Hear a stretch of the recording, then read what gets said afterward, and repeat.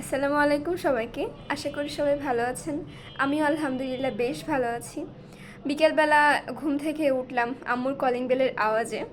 ঘুম থেকে উঠে ভাবলাম নিচে আসি, আম্মুর সাথে চা খেলাম। আপনাদেরকে অনেক দিন ধরেই ভাবি যে বলবো বলবো করে এই এত ঝামেলার মধ্যে বলা হয়ে ওঠেনি। আপনারা আসলে আমি এত ছোট মানুষ হয়েও যারা আমাকে এভাবে সাপোর্ট করছেন, ভাই বোন, আঙ্কেল আন্টি সহ আমার সকল শুভাকাঙ্ক্ষীদেরকে আমি আন্তরিকভাবে ধন্যবাদ জানাচ্ছি।